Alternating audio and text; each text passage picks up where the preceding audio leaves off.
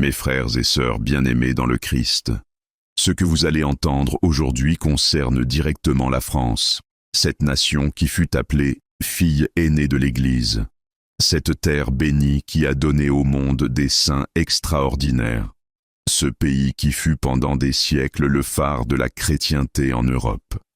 Le père Michel Rodrigue a reçu une révélation si puissante, si précise, si bouleversante concernant l'avenir de la France, que lorsqu'il en a parlé pour la première fois, des prêtres ont pleuré, des évêques se sont agenouillés, des fidèles ont tremblé de crainte et d'espérance mêlée. Pourquoi? Qu'a-t-il dit exactement? Dans quelques instants, je vais vous révéler mot pour mot ce que le Père Michel a vu dans sa vision prophétique sur la France, ce qu'il a annoncé sur les épreuves terribles qui attendent cette nation, mais aussi, et c'est là que réside l'espérance extraordinaire, ce qu'il a prophétisé sur le rôle unique que la France jouera dans le triomphe final du cœur immaculé de Marie. Êtes-vous prêt à entendre cette vérité? Êtes-vous français ou francophone? Alors ce message vous concerne directement. Êtes-vous d'une autre nation? Ce message vous concerne également, car ce qui arrivera à la France aura des répercussions sur le monde entier. Ne fermez pas cette vidéo. Ne passez pas à autre chose. Parce que ce que vous allez apprendre dans les prochaines minutes pourrait changer votre compréhension de l'histoire actuelle et de votre propre rôle dans le plan divin. La France n'est pas une nation comme les autres. Elle n'a jamais été une nation ordinaire. Depuis le baptême de Clovis en l'an 496, quand saint Rémy a versé l'huile sainte sur le front du roi des Francs, la France a été consacrée à Dieu d'une manière unique. Le royaume de France est le royaume de Jésus-Christ, a déclaré le Christ lui-même à sainte Marguerite Marie Alacoque. Pas un royaume chrétien parmi d'autres. Le royaume de Jésus-Christ. Comprenez-vous la responsabilité immense que cela implique? Comprenez-vous aussi la gravité de la trahison quand cette nation renie son héritage? Ce message pourrait être censuré. Il pourrait être attaqué. Il pourrait disparaître. Mais tant qu'il est encore disponible, tant que vous pouvez encore l'entendre, écoutez avec votre cœur. Parce que le ciel parle à la France, et à travers la France, au monde entier. Permettez-moi d'abord de vous rappeler qui est le Père Michel Rodrigue, car comprendre son parcours spirituel vous aidera à mesurer la crédibilité de ses révélations. Le Père Michel n'est pas un prêtre ordinaire qui aurait soudainement décidé de se faire prophète. Non. C'est un homme qui a passé plus de 35 ans dans la prière contemplative la plus intense. Un prêtre qui dort à peine 3 heures par nuit, parce que le reste de son temps est consacré à l'intercession pour les âmes et pour les nations. Il vit dans un dépouillement absolu, pas de confort moderne, pas de distraction, juste une cellule monastique avec un crucifix, une Bible usée par des milliers de lectures, un chapelet dont les grains sont polis par des décennies d'Ave Maria et un tabernacle devant lequel il passe la majorité de ses journées et de ses nuits. Le Père Michel a reçu des grâces mystiques extraordinaires depuis son ordination sacerdotale, des locutions intérieures d'une clarté surnaturelle, des visions qui se sont toujours accomplies exactement comme il les avait décrites, des révélations sur des événements futurs qui se sont réalisés à la lettre, prouvant l'authenticité de son charisme prophétique. Mais ce qui le caractérise le plus, c'est son humilité profonde et son obéissance totale à l'Église.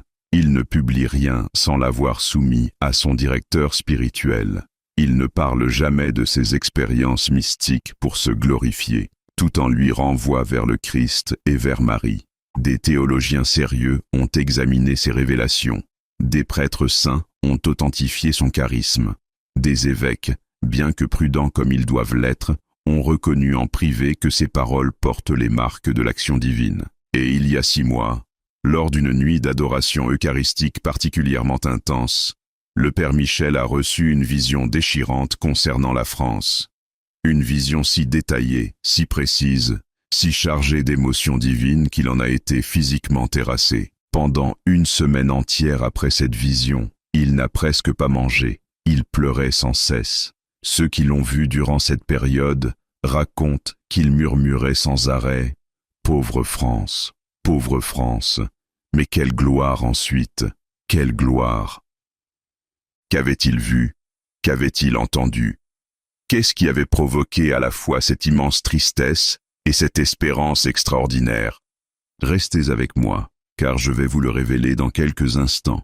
Mais d'abord, je dois établir le contexte historique et spirituel, car la révélation du Père Michel ne peut se comprendre qu'à la lumière de l'histoire sacrée de la France. La France a reçu un héritage spirituel unique dans l'histoire de l'Église. Pensez-y un instant. C'est en France que saint Martin de Tours a évangélisé les campagnes païennes au IVe siècle, plantant la croix du Christ dans chaque village. C'est en France que Clovis, le roi barbare, s'est converti avec 3000 de ses guerriers, donnant naissance à une nation chrétienne qui allait durer 15 siècles. C'est en France que saint Bernard de Clairvaux a prêché la deuxième croisade, enflammant l'Europe entière pour la défense de la Terre Sainte. C'est en France que saint Louis IX, le roi parfait, a régné avec une sainteté si remarquable que même ses ennemis le vénéraient. C'est en France que sainte Jeanne d'Arc, cette humble bergère de Domrémy, a entendu les voix du ciel et a sauvé sa nation de l'invasion étrangère. C'est en France que saint Jean-Marie Vianney, le curé d'Ars, a converti des milliers d'âmes par sa prédication enflammée et ses heures interminables au confessionnal. C'est en France que sainte Thérèse de Lisieux, la petite fleur, a développé la voie d'enfance spirituelle qui a transformé la spiritualité catholique moderne. C'est en France que sainte Bernadette a vu la Vierge Marie à Lourdes, donnant au monde un des sanctuaires les plus puissants de guérison et de conversion. C'est en France que les apparitions de la rue du Bac à Paris ont donné au monde la médaille miraculeuse qui a converti des millions d'âmes. C'est en France que le Sacré-Cœur de Jésus est apparu à sainte Marguerite Marie, demandant la consécration de la France à son cœur divin. Vous voyez le tableau? La France n'est pas juste une nation catholique parmi d'autres. Elle a été l'instrument privilégié de Dieu pour évangéliser l'Europe, défendre l'Église, produire des saints qui ont illuminé le monde entier. Mais cette élection divine implique aussi une responsabilité terrible. À qui l'on a beaucoup donné, on demandera beaucoup, dit l'Évangile, et la France a reçu plus que toute autre nation. Donc, quand elle trahit, sa trahison est plus grave. Quand elle abandonne Dieu, son abandon est plus scandaleux. Et c'est exactement ce qui s'est passé. En 1789, la Révolution française a décapité le roi chrétien.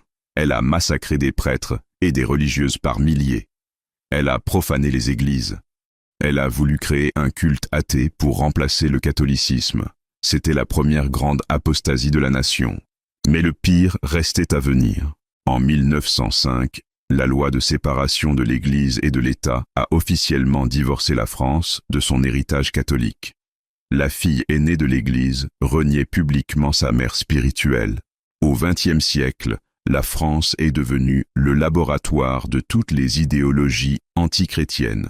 Le communisme, le socialisme athée, l'existentialisme nihiliste, le féminisme radical, la révolution sexuelle. Tout cela a pris racine en France avant de se répandre dans le monde entier. Et aujourd'hui? Regardez la France d'aujourd'hui. Les églises sont vides ou converties en restaurants, en boîtes de nuit, en appartements.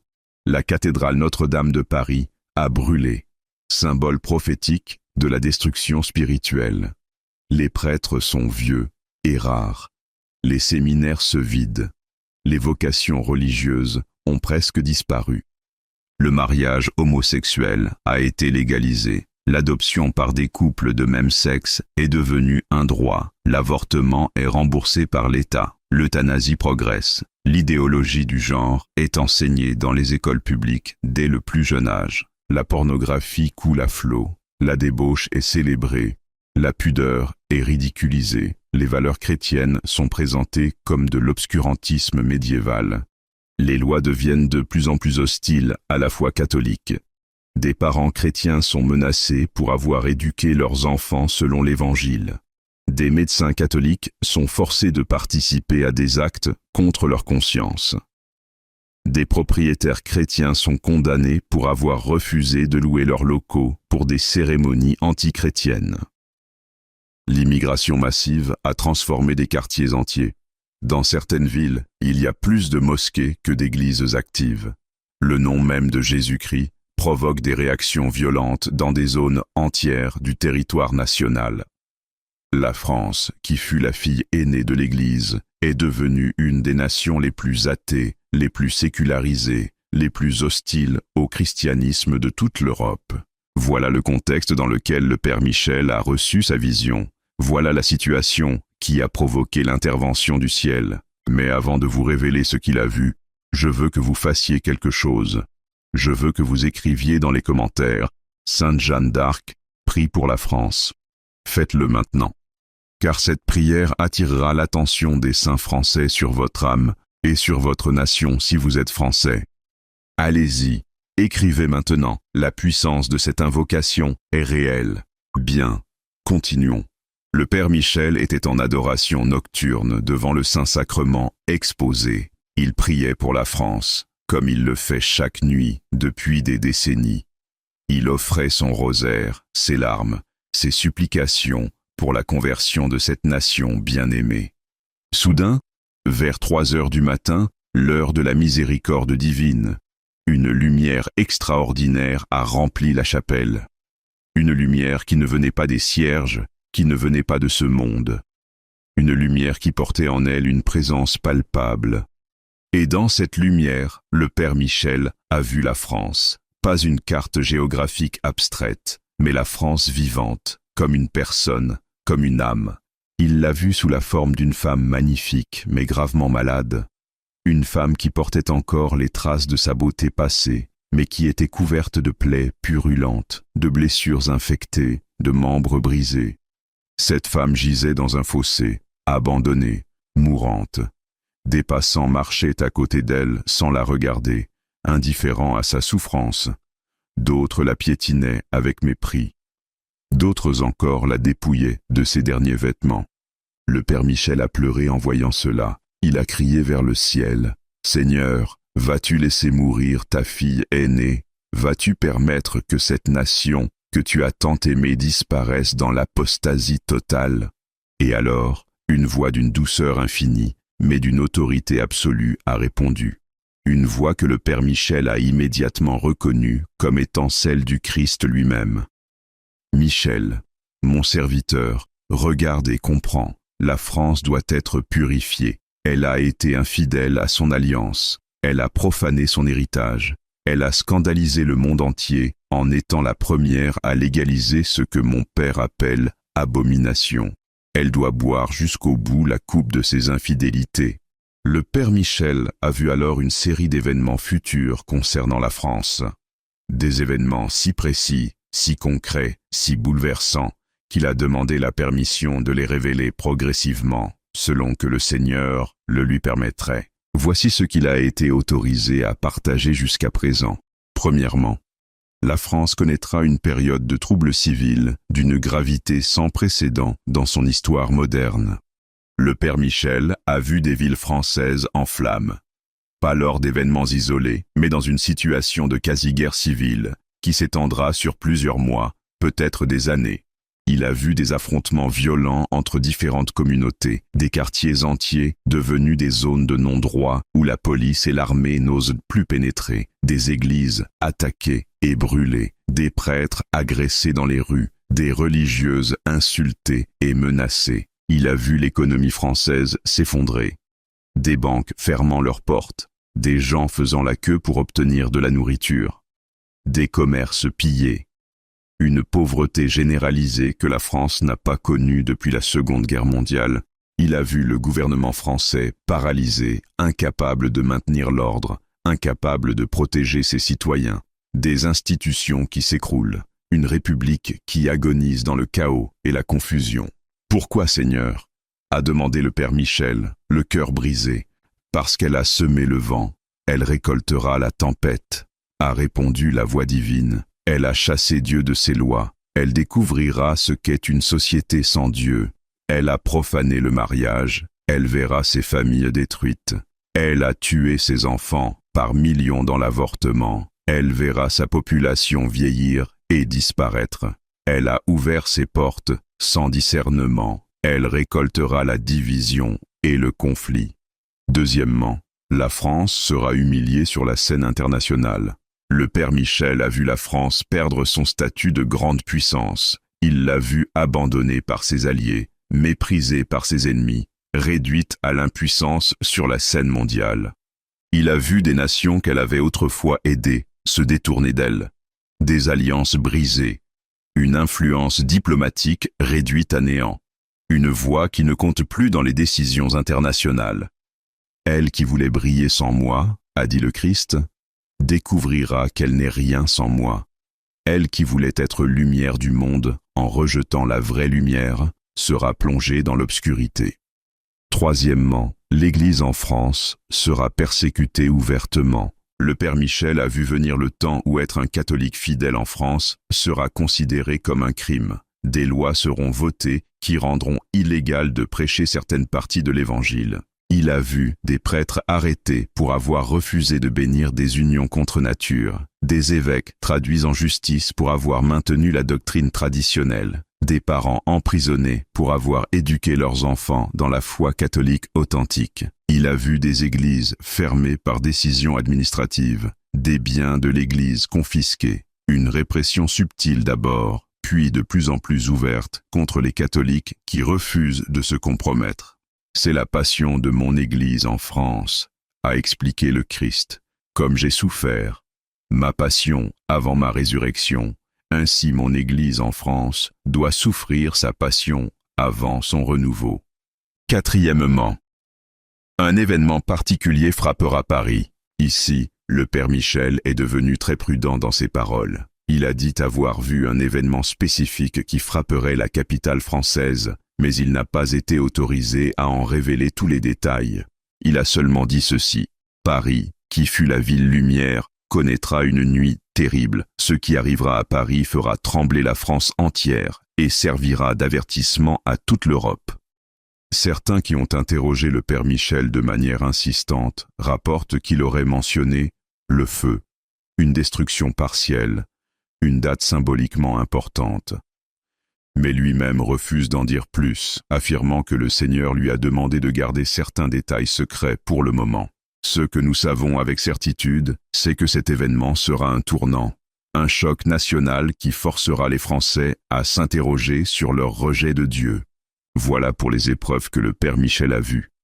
Terrifiantes, n'est-ce pas? De quoi désespérer, de quoi pleurer, de quoi se lamenter. Mais attendez, car maintenant vient la partie la plus extraordinaire, la plus belle, la plus pleine d'espérance de toute la révélation.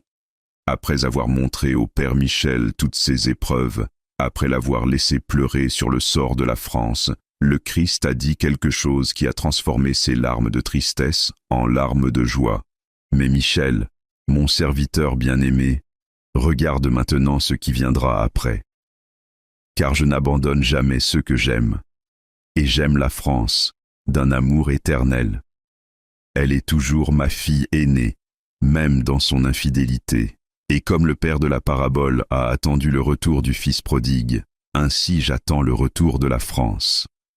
Et alors, le père Michel a vu une seconde série de visions. Des visions glorieuses qui l'ont fait trembler d'émotion et d'émerveillement. Il a vu la France, après avoir touché le fond de l'abîme, commencer à se relever. Il a vu un petit reste de fidèles qui avaient gardé la foi malgré tout, devenir le ferment d'un renouveau spirituel extraordinaire. Premièrement, la France connaîtra un grand réveil spirituel. Le père Michel a vu des foules immenses se convertir, des églises qui se remplissent à nouveau, des jeunes qui se pressent pour entrer au séminaire et dans les noviciats, des familles nombreuses qui renaissent. Une foi vivante, ardente, authentique, qui refleurit sur toute la terre de France. Quand la France revient à moi, a dit le Christ, elle revient avec toute la passion de son tempérament. Comme Marie-Madeleine, qui m'a aimé d'autant plus qu'elle avait beaucoup péché, ainsi la France, après sa conversion, m'aimera avec une intensité qui étonnera le monde. Le Père Michel a vu des miracles se produire partout en France, des guérisons inexplicables, des conversions foudroyantes, des phénomènes mystiques visibles. Le ciel manifestant sa présence de manière extraordinaire pour confirmer le retour de sa fille bien-aimée. Il a vu des processions gigantesques dans les rues des villes françaises, des millions de personnes priant le rosaire publiquement, des actes de réparation solennelle pour les péchés passés, une nation entière à genoux devant le Saint-Sacrement. Deuxièmement, la France sera l'instrument du triomphe du cœur immaculé de Marie. Voici la révélation la plus stupéfiante de toutes. Le Père Michel a vu la France jouer un rôle central, unique, irremplaçable dans l'accomplissement de la promesse de Fatima, le triomphe du cœur immaculé de Marie. Il a vu la Vierge Marie apparaître en France d'une manière nouvelle, peut-être dans un lieu qui n'a jamais été associé à des apparitions mariales auparavant. Une apparition qui sera rapidement reconnue par l'Église et qui attirera des millions de pèlerins du monde entier. « Ma mère, a dit le Christ au Père Michel, a choisi la France pour manifester son triomphe final, car c'est en France qu'elle a donné tant de signes de sa présence à travers les siècles. C'est en France qu'elle veut établir le centre spirituel du renouveau mondial. » Le Père Michel a vu un sanctuaire marial en France devenir le plus important lieu de pèlerinage du monde chrétien. Plus grand que Lourdes, plus influent que Fatima, un lieu où les miracles seront si nombreux et si évidents que même les athées seront forcés de reconnaître l'action divine. Troisièmement, de France sortira un grand monarque. Ici, nous entrons dans une prophétie qui traverse toute l'histoire chrétienne. Depuis des siècles, des saints, des mystiques, des prophètes authentiques ont annoncé la venue d'un grand monarque qui restaurera la foi en France et dans le monde. Le Père Michel a confirmé cette prophétie. Il a vu un homme providentiel se lever en France, un homme d'une foi héroïque, d'une intelligence exceptionnelle, d'un courage indomptable, un homme qui ne cherchera pas le pouvoir, mais à qui le pouvoir sera donné par les circonstances et par la providence. Cet homme ne sera pas un démocrate au sens moderne du terme. Il ne sera pas élu par les procédures habituelles. Il surgira dans le chaos, dans les ruines de la République effondrée, et il restaurera l'ordre, non par la force brutale, mais par l'autorité morale et spirituelle qu'il incarnera. Il sera roi, a dit le Christ au Père Michel, mais pas comme les rois du passé. Il sera roi serviteur. Il régnera pour moi et non pour lui-même. Il consacrera publiquement la France à mon Sacré-Cœur et au cœur immaculé de ma mère. Et sous son règne, la France connaîtra une période de paix, de prospérité et surtout de sainteté sans précédent. Le Père Michel a vu ce grand monarque couronné dans la cathédrale de Reims, comme les anciens rois de France. Il a vu des foules immenses acclamer non pas l'homme, mais ce qu'il représente, le retour de la France à sa vocation divine. Il a vu ce roi former une alliance avec un pape saint qui sera élu après une période de grande confusion dans l'Église. Ensemble, le grand monarque et le saint pape restaureront la chrétienté non seulement en France mais dans le monde entier. Quatrièmement, la France évangélisera à nouveau le monde. Le Père Michel a vu la France redevenir ce qu'elle fut pendant des siècles, une nation missionnaire qui envoie des prêtres, des religieux, des religieuses, des laïcs consacrés aux quatre coins du monde pour annoncer l'Évangile. Il a vu des ordres religieux renaître en France avec une vigueur extraordinaire. Des bénédictins, des dominicains, des franciscains, des jésuites revenus à leur charisme originel, des carmélites, des clarisses, des visitandines remplissant à nouveau les cloîtres. Il a vu la France produire une nouvelle génération de saints qui rivalisera avec les grands saints du passé. Des martyrs, des docteurs de l'Église, des fondateurs d'ordres religieux, des mystiques dont les écrits illumineront le monde entier. La France, a dit le Christ, redeviendra ma fille préférée. Elle sera à nouveau l'instrument privilégié de ma grâce pour toutes les nations. Ce que j'ai fait à travers elle dans le passé n'était qu'une préfiguration de ce que je ferai à travers elle après sa purification. Cinquièmement, Paris deviendra la nouvelle Jérusalem de l'Europe. Le Père Michel a vu Paris transformé. Cette ville, qui aura connu la destruction partielle, qui aura été humiliée, qui aura souffert, renaîtra comme le phénix de ses cendres. Il a vu Notre-Dame de Paris reconstruite, plus belle qu'avant. Il a vu toutes les églises de Paris restaurées, embellies, remplies de fidèles. Il a vu la Seine devenir un fleuve de bénédictions spirituelles, avec des processions eucharistiques sur ses berges. Il a vu Paris attirer des pèlerins du monde entier, non plus pour son Louvre ou sa tour Eiffel, mais pour ses sanctuaires, ses reliques, ses lieux saints. Une ville transformée en centre spirituel de l'Europe. Paris, a dit le Christ, qui fut symbole de la révolte contre Dieu à travers sa révolution, deviendra symbole de la réconciliation du monde avec Dieu. Vous comprenez maintenant pourquoi ce que le Père Michel a dit sur la France fait trembler le monde. Parce qu'il ne s'agit pas seulement de la France. Il s'agit du plan de Dieu pour le renouveau de toute l'Église, de toute la chrétienté, de toute l'humanité. Et la France est l'instrument choisi pour ce renouveau. Mais attention, ces promesses glorieuses ne se réaliseront qu'après les épreuves. Il n'y aura pas de triomphe sans purification. Il n'y aura pas de résurrection sans passion et mort. Et surtout, ces promesses sont conditionnelles. Elles dépendent de la réponse des Français eux-mêmes. Elles dépendent de ceux qui, aujourd'hui, acceptent de faire partie du petit reste fidèle qui gardera la flamme de la foi pendant la nuit obscure. Si vous êtes Français, écrivez dans les commentaires « Sacré-Cœur de Jésus, sauvez la France ». Faites-le maintenant, car cette prière est celle que le Christ lui-même a demandée à Sainte Marguerite Marie. C'est la prière qui peut encore adoucir les épreuves et hâter le triomphe. Mais cette révélation sur la France ne vient pas d'une source isolée. Elle s'inscrit dans une longue tradition de prophéties françaises qui toutes convergent vers le même message. Sainte Jeanne d'Arc elle-même, avant d'être brûlée sur le bûcher, a prophétisé « La France sera perdue par une femme et sauvée par une vierge ». Beaucoup pensent que la femme était Marie-Antoinette et que la Vierge sera une nouvelle Jeanne d'Arc qui se lèvera dans les temps de détresse. Le vénérable Barthélemy Holzhauser, mystique allemand du XVIIe siècle, a écrit « Un jour viendra où de France sortira un homme puissant qui restaurera l'ordre et ramènera la paix. Il sera aimé de Dieu et des hommes. » Sainte Catherine Labouré, à qui la Vierge Marie est apparue rue du Bac à Paris, a rapporté que Marie lui avait montré des visions de la France couverte de ténèbres, puis illuminée par une lumière extraordinaire. La France souffrira terriblement, avait dit la Vierge, mais elle sera sauvée. Le curé d'Ars, Saint Jean-Marie Vianney, a prophétisé à plusieurs reprises sur l'avenir de la France. Il a dit « Le bon Dieu désire sauver la France.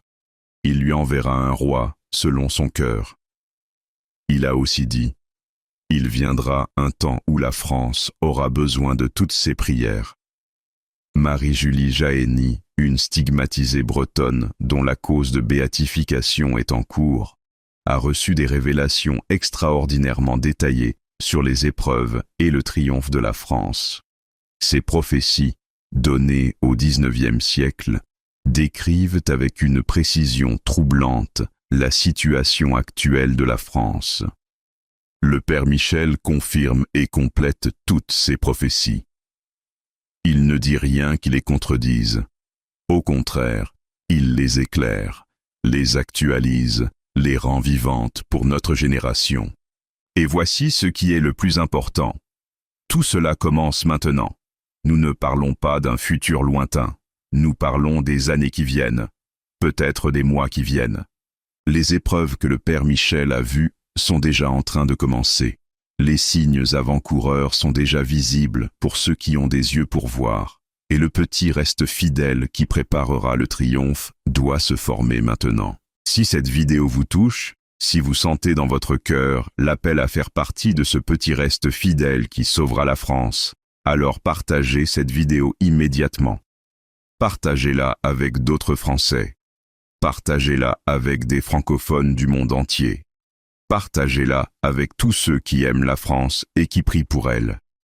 Cette vidéo pourrait être censurée demain. Elle pourrait disparaître, mais tant qu'elle est disponible, elle doit toucher le maximum d'âmes possible. Mes chers amis, avant de continuer avec les instructions pratiques du Père Michel pour survivre spirituellement aux épreuves qui viennent, permettez-moi cette parenthèse importante pour votre santé. Dans les temps de crise et d'épreuves qui s'annoncent pour la France, vous aurez besoin de toute votre force physique et spirituelle. Beaucoup d'entre vous, ou vos proches, luttent contre le diabète, cette maladie silencieuse qui affaiblit progressivement le corps. Comment pourrez-vous jeûner pour la France si votre diabète n'est pas maîtrisé? Comment pourrez-vous participer aux longues processions de réparation si vous êtes constamment épuisé? Comment pourrez-vous tenir bon dans les épreuves avec un corps affaibli par une glycémie instable? Je veux vous parler d'une solution naturelle remarquable qui a transformé la vie de milliers de personnes. Un complément 100% naturel, formulé à partir de plantes que Dieu lui-même a mises sur terre pour notre bien. Des plantes reconnues depuis des siècles pour leurs propriétés bénéfiques sur la régulation du sucre sanguin. Les saints français nous ont montré l'exemple. Ils prenaient soin de leur corps, non par vanité, mais pour pouvoir mieux servir Dieu. Sainte Jeanne d'Arc veillait à la santé de ses soldats. Saint Vincent de Paul organisait des soins pour les malades. Sainte Bernadette, malgré sa santé fragile, utilisait les remèdes simples que la Providence mettait à sa disposition. Ce complément naturel n'est pas un remède miracle qui remplace vos traitements médicaux, mais c'est un soutien puissant qui, combiné à une alimentation saine, à l'exercice et surtout à la prière, peut véritablement améliorer votre santé. Dans les temps difficiles qui s'annoncent pour la France, les vrais fidèles auront besoin de leur pleine force. Un corps malade est plus vulnérable non seulement physiquement, mais aussi spirituellement. Prenez soin du temple de l'Esprit Saint qu'est votre corps. Vous trouverez le lien vers ce produit dans la description de cette vidéo. C'est un investissement dans votre capacité à servir Dieu et la France dans les années cruciales qui viennent. Votre corps a été créé par Dieu et racheté par le Christ. Il mérite vos soins attentifs. Maintenant, revenons à l'essentiel. Comment devenir membre de ce petit reste fidèle qui sauvera la France? Le Père Michel a donné des instructions très précises à tous les Français catholiques qui veulent participer au salut de leur nation. Ces instructions ne sont pas des suggestions. Ce sont des commandements spirituels pour les temps de crise. Premièrement, consacrez-vous personnellement et consacrez votre famille au Sacré-Cœur de Jésus. C'est ce que le Christ a demandé à la France entière à travers Sainte Marguerite Marie. Puisque la nation dans son ensemble a refusé cette consécration, vous devez la faire individuellement. Utilisez la formule de consécration au Sacré-Cœur. Entronisez une image du Sacré-Cœur dans votre maison. Placez-la à l'endroit le plus honorable de votre demeure. Allumez une lampe devant elle. Priez devant elle quotidiennement. Consacrez chaque membre de votre famille nommément, vos enfants, votre conjoint, vos parents. Placez-les tous sous la protection du cœur de Jésus. Deuxièmement, priez spécifiquement pour la France tous les jours. Le Père Michel recommande cette prière courte mais puissante à réciter quotidiennement. Sacré-Cœur de Jésus, sauvez la France. Cœur immaculé de Marie, priez pour la France. Sainte Jeanne d'Arc, libérez à nouveau la France. Saint Michel Archange, défendez la France contre ses ennemis visibles et invisibles. Tous les saints de France, intercédez pour votre patrie. Amen. 5 lignes, 30 secondes, mais récitez avec foi et persévérance, cette prière a un pouvoir immense. Troisièmement, participez à la réparation des péchés de la France. La France a commis des péchés terribles, l'avortement de millions d'enfants, la profanation du mariage, le rejet public de Dieu, la persécution des catholiques fidèles. Ces péchés crient vengeance vers le ciel. Vous devez faire réparation par vos prières, vos jeûnes, vos sacrifices. Offrez des messes réparatrices, faites des heures saintes, priez le chapelet de la miséricorde divine pour la France. Chaque premier vendredi du mois, Communiez en réparation des offenses faites au Sacré-Cœur. Chaque premier samedi du mois, faites les 5 premiers samedis demandés par Notre-Dame de Fatima, en offrant ces dévotions spécifiquement pour la conversion de la France. Quatrièmement, vivez publiquement votre foi catholique. Dans une France de plus en plus hostile au christianisme, vous devez avoir le courage de confesser publiquement votre foi. Portez une croix visible. Bénissez-vous en public avant les repas. Parlez de Dieu dans vos conversations. Défendez l'Église quand elle est attaquée. Ce témoignage public est crucial. Comme Sainte Jeanne d'Arc n'a pas eu peur de proclamer qu'elle entendait les voix du ciel, vous ne devez pas avoir peur de proclamer votre foi dans le Christ. Cinquièmement, formez des groupes de prière pour la France. Le Père Michel insiste énormément sur ce point. Ne priez pas seulement seul chez vous. Formez ou rejoignez des groupes de prière spécifiquement dédiés au salut de la France. Réunissez-vous chaque semaine si possible. Priez le rosaire ensemble. Lisez les prophéties sur la France. Encouragez-vous mutuellement. Planifiez des actions concrètes. Processions publiques, diffusion de médailles miraculeuses, évangélisation de rue. Ces groupes de prière seront les cellules vivantes du renouveau français. Comme les premiers chrétiens se réunissaient dans les maisons, ainsi les catholiques fidèles de France doivent se réunir maintenant. Sixièmement, éduquez vos enfants dans l'amour de la France catholique. Ne laissez pas le système éducatif laïciste détruire l'âme de vos enfants. Enseignez-leur l'histoire de France, la vraie histoire, celle de Saint-Louis, de Jeanne d'Arc, du curé d'Ars, de Bernadette. Emmenez-les en pèlerinage aux grands sanctuaires français, Lourdes, la rue du Bac, Lisieux, Ars, le Mont Saint-Michel. Faites-leur toucher les pierres des cathédrales. Racontez-leur les martyrs français qui ont donné leur vie pour la foi. Vos enfants doivent comprendre qu'ils appartiennent à une nation qui a une vocation sacrée. Ils doivent être fiers de l'héritage spirituel de la France, pas de son présent apostate. Septièmement, préparez-vous aux persécutions qui viennent. Soyez réalistes. Le Père Michel a clairement dit que les catholiques fidèles en France seront persécutés.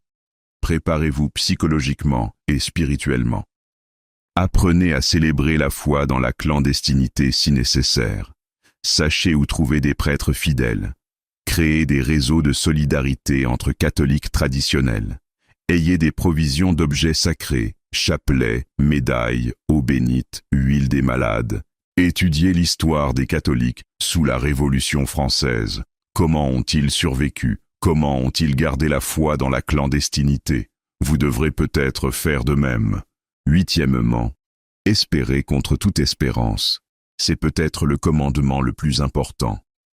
Malgré les apparences, malgré les épreuves, malgré l'apostasie visible, n'abandonnez jamais l'espérance. La France est la fille aînée de l'Église. Dieu ne l'abandonnera pas définitivement. Le triomphe viendra. Le grand monarque se lèvera. Le cœur immaculé de Marie triomphera en France d'abord, puis dans le monde entier. Votre rôle est de tenir bon, de garder la flamme allumée pendant la nuit obscure, d'être la semence du renouveau qui viendra. Écrivez dans les commentaires « Vive le Christ roi, vive la France catholique ». Faites-le maintenant. Proclamez publiquement votre engagement, cela fortifiera votre résolution et encouragera d'autres à se joindre au petit reste fidèle. Mes frères et sœurs bien-aimés, particulièrement vous, Français, qui écoutez ce message. Le Père Michel a pleuré pour la France. Les saints français prient pour la France. La Vierge Marie intercède pour la France. Le Christ lui-même attend le retour de sa fille aînée. Allez-vous répondre à cet appel? Allez-vous faire partie de ceux qui sauveront la France de l'abîme spirituel? Allez-vous être les instruments du triomphe prophétisé? Les épreuves viennent, elles sont déjà commencées. Mais après les épreuves viendra la gloire. Une gloire qui dépassera tout ce que la France a connu dans son passé le plus glorieux. Saint Louis reviendra, non pas physiquement, mais dans l'esprit du grand monarque. Jeanne d'Arc reviendra, non pas en personne, mais dans l'esprit de ceux qui libéreront à nouveau la France de ses oppresseurs spirituels. Le curé d'Ars reviendra, non pas littéralement, mais dans la génération de prêtres saints qui convertiront à nouveau les paroisses françaises. Et vous, où serez-vous dans cette histoire magnifique? Serez-vous parmi les spectateurs passifs qui regardent sans agir? Ou serez-vous parmi les acteurs providentiels qui changent le cours de l'histoire? Le Père Michel termine toujours ses enseignements sur la France par ces paroles d'espérance qu'il dit venir du Christ lui-même. « Français, je vous aime d'un amour éternel. Vous êtes toujours ma fille aînée, même dans votre rébellion. Je vous attends comme le Père attendait le Fils prodigue. Le jour où vous reviendrez à moi, ce sera une fête dans le ciel et sur la terre, et ce jour approche. Les épreuves que vous traverserez sont les douleurs de l'enfantement d'une France nouvelle, d'une France sainte, d'une France qui sera à nouveau lumière pour les nations. Tenez bon, petit reste fidèle. Votre persévérance sauvera votre nation. » Partagez cette vidéo immédiatement. Chaque Français doit l'entendre. Chaque catholique francophone doit connaître ces prophéties. Vous pourriez être l'instrument par lequel Dieu touche un cœur et sauve une âme. Abonnez-vous à cette chaîne.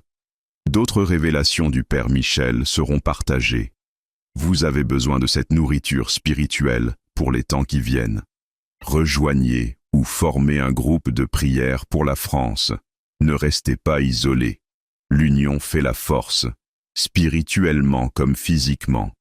Et maintenant, tout de suite, immédiatement, allez prier, mettez-vous à genoux, récitez le rosaire pour la France, consacrez-vous au Sacré-Cœur, commencez votre mission de membre du petit reste fidèle. La France a besoin de vous, l'Église a besoin de vous, le monde a besoin que la France retrouve sa vocation, que le Sacré-Cœur de Jésus règne sur la France, que le cœur immaculé de Marie protège la France, que Sainte Jeanne d'Arc libère à nouveau la France, que Saint Michel Archange défende la France, que tous les saints de France intercèdent pour leur patrie bien-aimée. Amen. Écrivez une dernière fois dans les commentaires « France, fille aînée de l'Église, reviens à ton Dieu ». Cette vidéo ne sera peut-être pas disponible longtemps. Téléchargez-la, sauvegardez-la, partagez-la sans cesse. Les âmes françaises périssent dans l'ignorance. Vous pourriez être leur dernière chance d'entendre l'appel du ciel. Le Père Michel prie pour vous tous. Les saints français prient pour vous. La Vierge Marie vous regarde avec tendresse et espérance. Maintenant, c'est à vous d'agir. Ce que le Père Michel a dit sur la France fera trembler le monde. Mais ce tremblement sera le prélude d'un renouveau qui transformera l'histoire. Soyez-en les acteurs, soyez-en les instruments. Soyez le petit reste fidèle qui sauve la nation. Vive le Christ roi, vive la France catholique, vive le Sacré-Cœur de Jésus, au nom du Père, et du Fils, et du Saint-Esprit. Amen.